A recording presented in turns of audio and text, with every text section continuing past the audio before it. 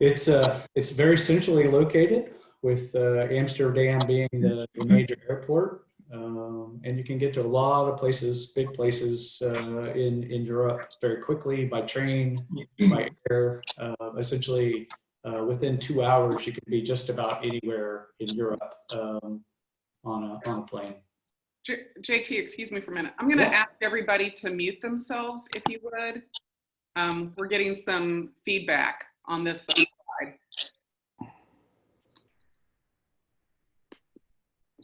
Okay, is that better? Okay. Yep. Sounds good. So just zooming in a little bit on the map. So you can see Amsterdam. Oops, I'm going too fast. There we go. You can see Amsterdam in the middle of the screen. And Amsterdam is near what is called IJmeer, or IJmeer is the lake. And so this body of water that comes into the country is called IJmeer, and it's obviously ocean water. Much of the land that is northeast of the Netherlands was reclaimed land. So basically where all the land was reclaimed from the ocean. And so lots of dikes along this area. And zooming in one place more, so that you can see the city of Amsterdam here, the city of Utrecht, which down here at the southern edge of the map here is where I work. Utrecht is essentially the transportation hub of the country. And Utrecht was, interestingly enough, was the place in the late 1800s, and I forget the date, where the French and the Spanish met to declare that English would be the language of business. So it has a renowned history in that regard. It's a bustling, I call it the Austin, Texas of the Netherlands, because it's a lot of tech companies, and it is not the capital, but it is a tech company. And then the other city that is circled is Almere, and Almere is where I live. My wife and my daughter and I, and we chose that city because that's where my daughter goes to school. When we moved here, we didn't have a lot of time for her to choose where to go to school, because most of the schools fill up for the start of the school year. Usually in September, they fill up in February, and so we arrived in June to find a place, and we had 4 choices, and that's the one that she chose. So we live in Almere, so she has very little commute. She has a 6-minute bike ride, and my wife and we both work for DTN, the same company, and we have about an hour and 20-minute train commute each day when we are working in the office. So speaking of work, the company that I now work for is, some of you may remember that our company Norman was purchased in October of 2018, and that company is DTN. And DTN is a multinational company with offices in 10 countries. The technology pieces of the company are really focused in Norman, in Burnsville, Minnesota, right outside of Minneapolis, and here in Utrecht. And our business is really focused on, we're not just a weather company, but we service provide weather capabilities and other capabilities into agriculture, energy, utilities, transportation, shipping, and financial analytics. And the Utrecht office, we call it the wet side. They mostly work in offshore energy, as well as in shipping. And since I know that we have a lot of educators in our audience, thought I'd just talk a little bit about the school that my daughter goes to school. She attends the International School of Almere, and it is part of the IB program, or IB curriculum, International Baccalaureate. There are students from over 20 countries that attend her school, and most of them are expats. Some are Dutch or Dutch citizens, who have been expats and moved back, and yet their kids want their kids to go to a international school as opposed to a strictly a Dutch school. My daughter didn't have a choice of where to attend school. She could not go to a public school because you have to pass a proficiency test in Dutch language, which she couldn't do, obviously. So she had to attend a international school where the curriculum was taught in English. So she does take Dutch. She's required to take 3 languages. So she takes Dutch, Spanish, and then her native language of English. She has a math survey class, a science survey class. She's enrolled in drama, and basically an application, a geography, sort of humanities course called INS, and then she has a PE class. And the school, if you're familiar with the IB curriculum, it's very research oriented. It's immersive in the sense that every subject follows a process where they're not only learning the subject, but they're learning how to communicate the subject. They're learning how to be a part of the subject. They're learning business. They're learning math. They're learning structure within every subject. So, for example, I like to give the example that PE is not just about physical education, but she learned how to be a trainer, and so she had to write a training plan for someone else to learn something, and then follow them for 2 months and evaluate them on their performance and write a comprehensive research paper on how it went and what she could have done better and what the subject could have done better and so on. So it's a very different learning style than what she's used to, and it's been challenging for her, but she's getting the hang of it 9 months in. So the Netherlands, like I said, we haven't spent a huge amount of time seeing the country. We did when we first moved here, before we started work and before school started. Once school started, my daughter also plays competitive soccer. So most of our weekends were spent following her around the country to her soccer games, and or as they say, football here. And so we have seen some of the Netherlands, but from the soccer field. So, but some of these pictures that are on the screen, the far left is a windmill at Zanschans, which is a historic town at the northern edge of the country. The purple field of flowers is a lavender field in Utrecht, where we stayed when we first moved over here, before we actually moved into our apartment.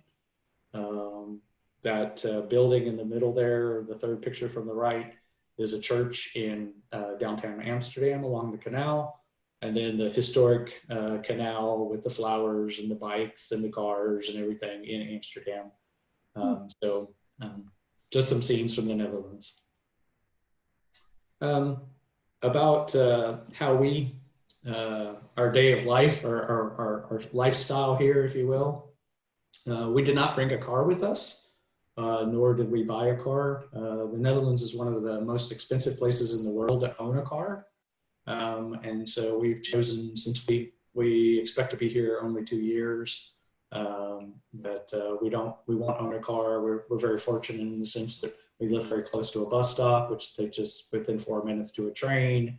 And then very similarly at our workplace. And like I said, my daughter rides her bike, but we ride the train a lot. There's trams in Amsterdam, we ride buses and such.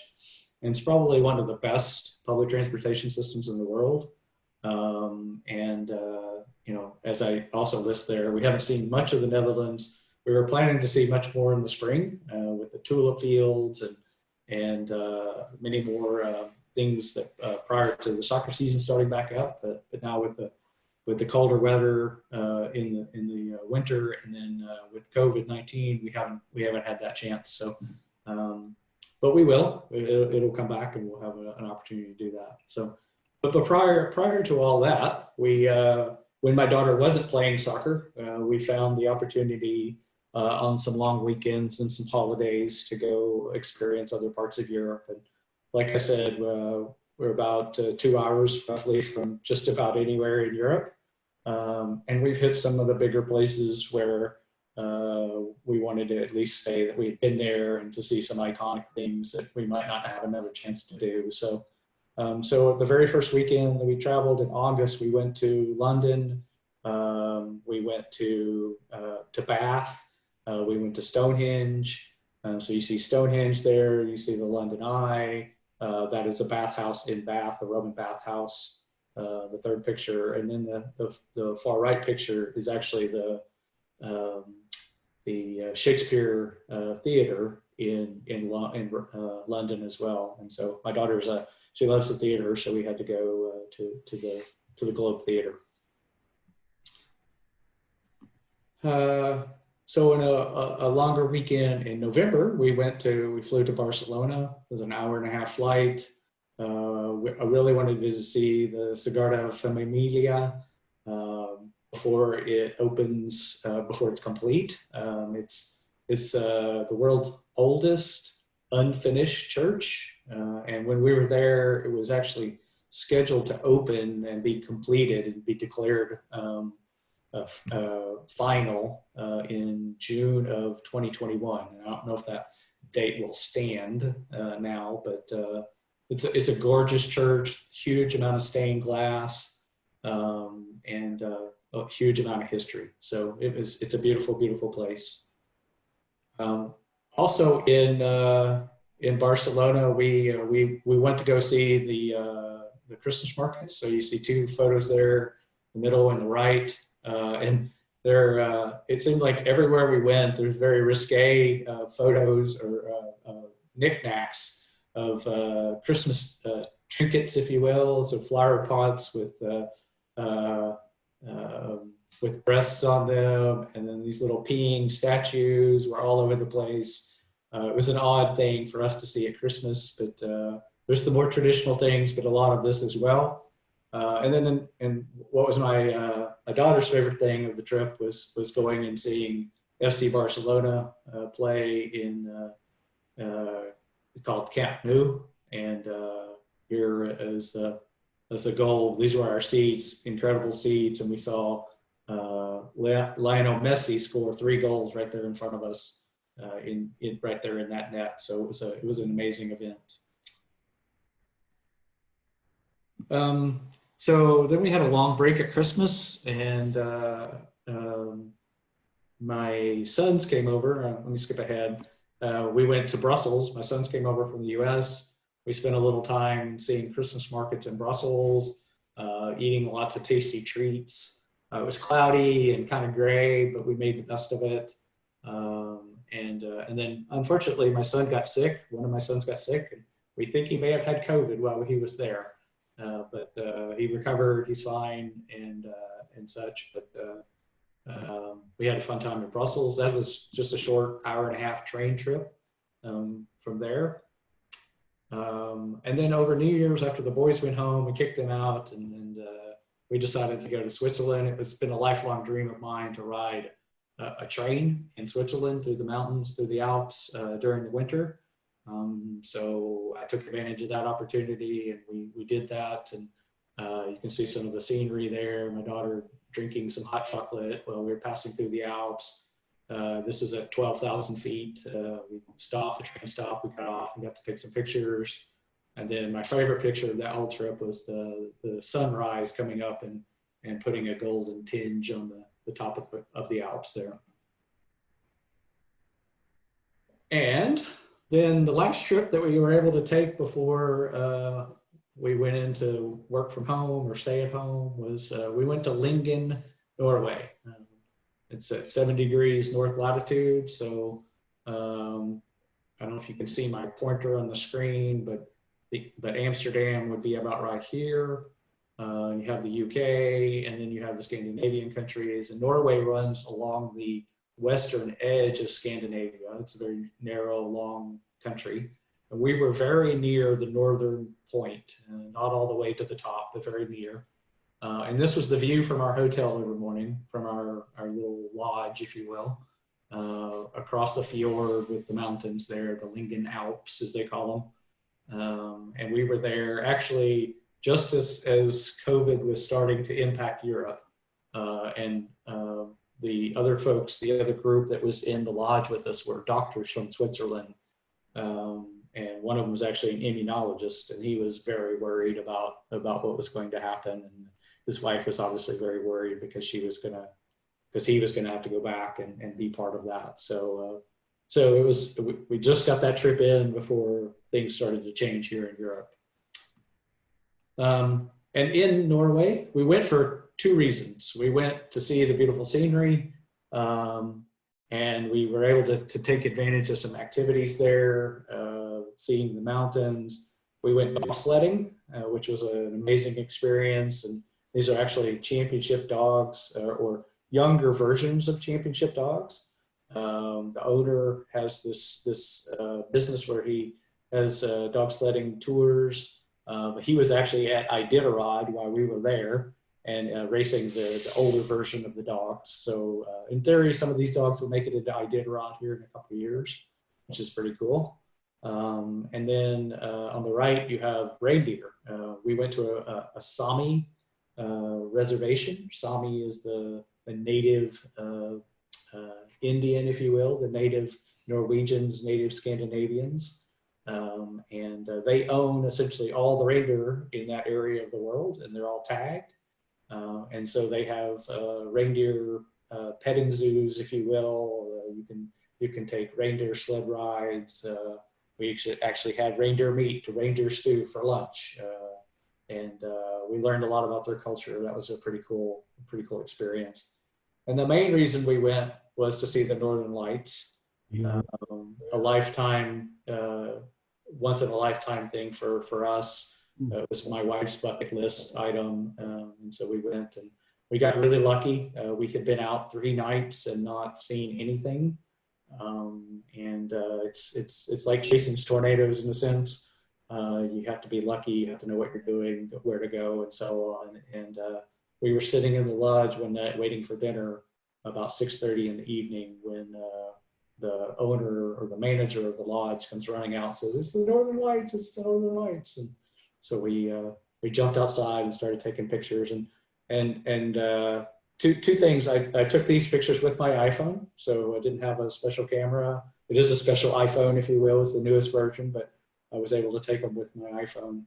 But the Northern Lights, unless you have a really, really, really dark sky with no light pollution at all, you can't see them with the naked eye. They just look like clouds. But with an exposure with the camera, having 3 to 10-second exposure, you see the greenness that you see in the photos that it's famous for. So that's some of the fun that we've had, but we miss a lot of things. Being in the States, being in Norman, we miss in a Rotary. I miss the weekly meetings. I will talk a little bit about have been to another Rotary Club here in Utrecht. I'll talk about that in a minute. We really, really, really miss Mexican food, and it's amazing. We talk about how we used to eat Mexican food, 2 and 3 meals a day, and we don't. That's just not here, which it's kind of funny. So the last time I was in the States, and I've been back to the States several times in the last 6 months, and I brought back a 3-pound bag of Peruvian chili lime spice, which is our favorite spice. So we miss our lifelong friends. We have lots and lots of friends in this club and outside in our church. We miss our church. And then we didn't think we would miss our car, but we really miss just the ability to jump in the car and go to the store. And like I said, we're really lucky. We live really close to lots of stuff. We live in an apartment complex or apartment building. We're 100 meters from a grocery store. We have a baker, a butcher, all kinds of things in a little strip mall right near us. So we're very close to things. We can ride our bike, we can walk, we can ride a bus. But we just miss the ability to jump in the car and run to Lowe's, or just run to go to the park or something like that. So we miss those things. But we have come to love is fresh roasted cashews. There's a nut shop right below our apartment, and he roasts cashews. He sees us coming every Saturday morning, and he has a half kilogram of cashews roasted for us every Saturday morning, and it's just like clockwork. And then the baker in the little strip mall near us makes an incredible spelt bread. That's spelt as a wheat. And I go in and buy it with sesame seeds and sunflower seeds every Saturday morning. And she has that ready for me and slices it. And then we've become pretty adept at a much simpler lifestyle. When we moved over here, we sold everything. We brought nothing but the clothes that we had and suitcases full of stuff. And, you know, we have furniture now, but we bought everything here, but we've been mindful to maintain as much of a simple lifestyle as we can. We have splurged and you know, bought some things to remind us of home and those kinds of things, but it's definitely a much simpler lifestyle. And then for us and for our daughter, just constantly learning new cultures. I work with probably people from 25 or 30 different countries in my company. And then, like I said, my daughter goes to school with lots of different kids. Her friend group is South Korean, British, Croatian, South African, and a boy from Madagascar. And so it's like it's like a UN meeting, if you will, every time they get together. We've become accustomed to amazing cheeses and the variety of cheeses and flavors and the textures, and it's just it's from a cheese perspective, it's awesome.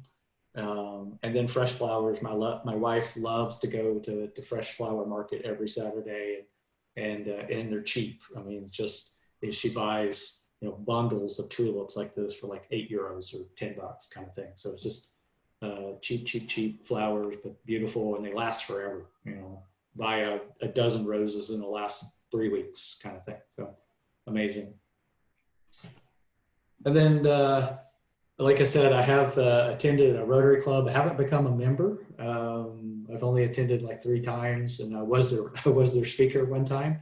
And my talk was actually about Sooner Rotary. They wanted to know more about Rotary in the U.S. and our club, and because they're a small club, 20, 25 members. They've been around for about 20 years. But they are an international club. It's one of the only clubs in the area that I could find that their meetings were actually in English. And they meet every 2 weeks. They meet for dinner and drinks. Their meeting time is about 2 hours. And dinner and drink, or dinner is just, you know, dinner and socializing, and then they leave the table and go have a presentation. The presentation typically is 45 minutes or so, with a few announcements and such.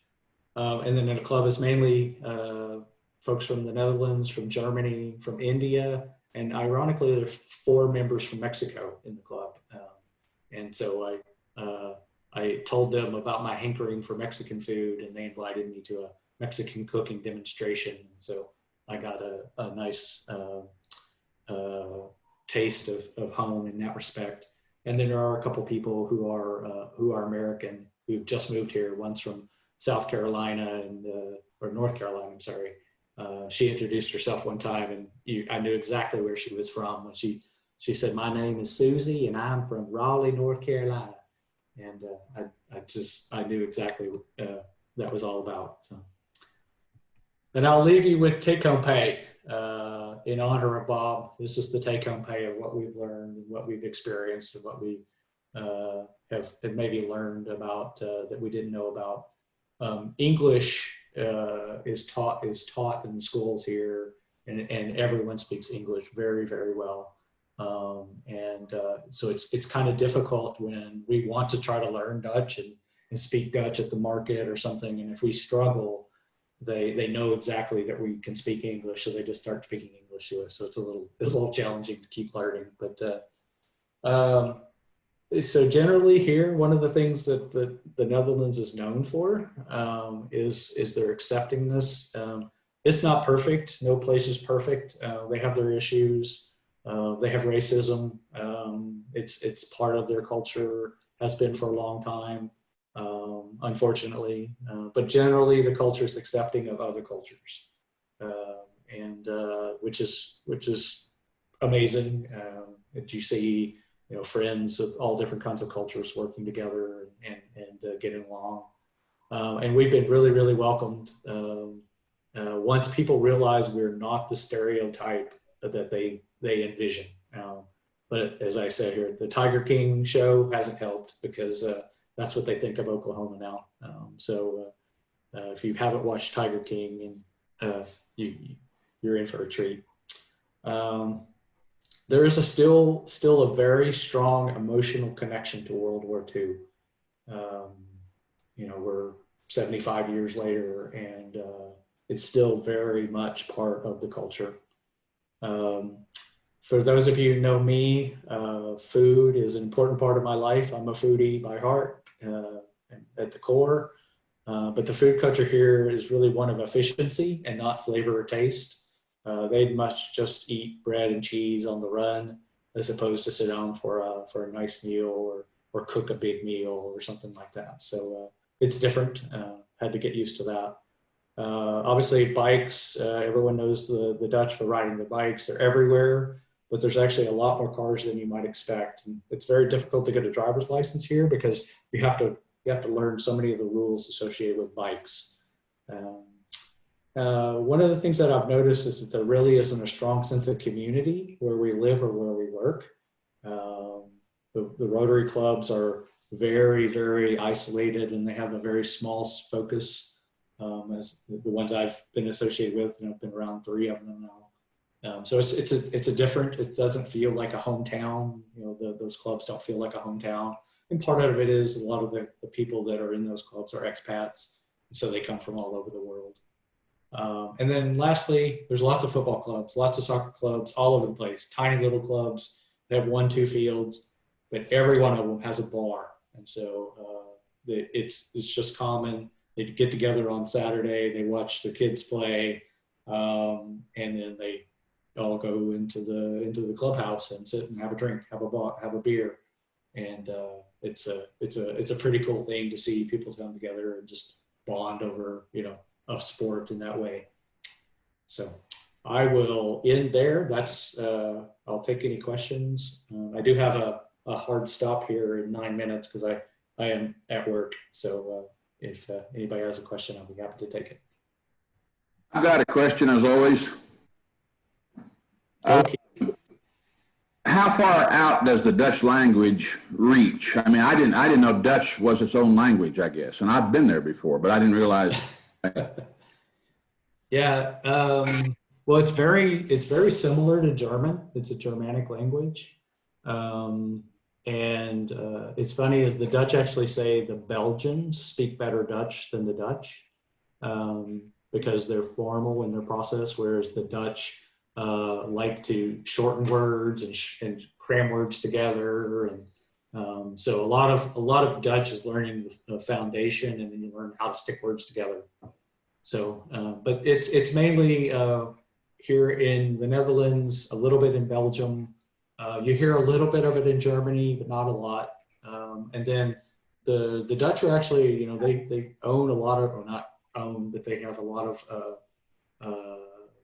other countries that they're involved in, like the Cayman Islands and Curacao. There's a number of countries in, what's that? Aruba, yep. So Dutch is obviously not pervasive, but it's there because of their inhabiting those countries. And then how about when you're riding the train and stuff to work, do you see any wild game alongside of the tracks or in the mountains or anything like that? Well, Netherlands is very, very, very flat, right? So the whole country's underwater. So in a sense, right? It's below sea level. So yeah, you see some, but it's mostly farmland. I mean, 65% of the land in the Netherlands is farmland. Okay. Bill had a question about restrictions due to COVID-19. Yeah, so all non-essential businesses are closed. We're not in a lockdown situation. You can go to the store. You can, you can go for a run, a walk, a bike ride. You can do that. But it's definitely, they're very strict social distancing. So in the grocery store, you have to have a grocery cart because that keeps you away from people. You have to have your hands on the grocery cart. If you're not putting something in your cart, your hands have to be on the cart. They have people at the grocery store to spray the cart for you. The police actually walk through the markets and they will hand out tickets if people aren't paying attention to their distance. I've seen that in person, and people will just, oh yeah, you're right, I didn't, and you know, it's a €50 fine, and so it's not cheap. I think that's the restrictions. The big statistic that they track here is hospitalizations. So obviously they track number of infected, number of cases and number of deaths.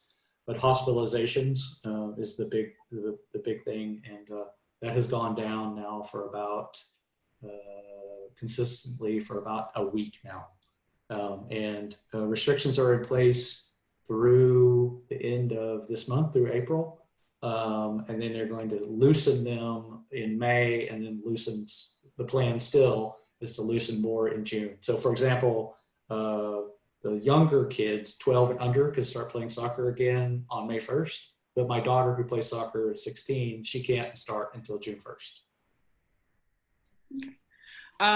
Mark Sandifer wanted to know if you'd gone to I think it's Rijks Museum or the Van Gogh Museum. Yeah, we've been to both of those museums. The Rijks Museum is just overwhelming. There's so much there. And it's a beautiful place. We went to the Van Gogh Museum. Thoroughly enjoyed that exhibit. They had the sunflower exhibit there, and I was able to sneak a picture. I wasn't supposed to, but I did, and so I have a really nice, high quality photo of the sunflower photo or sunflower painting. And then Susan wanted to know if you have to wear a mask out in public. No, it is not required, and you see some people. Ironically, it's most of the people from Asia who wear masks, but there are other people who do, but it's very uncommon so far. I think it's coming. Okay, very cool. Other questions for JT?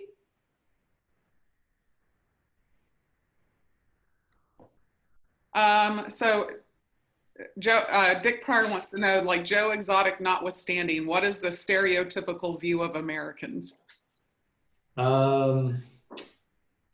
Let's see. The stereotypical view is that we're bossy, that we always get what we want, and that we don't care about anybody else.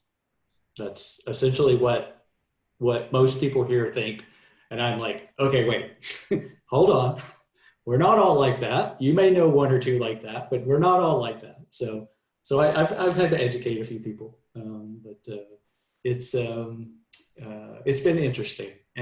But like I said, once people get past the stereotype, we got to. My daughter was parking her bike because she forgot some shit. Go back to our apartment.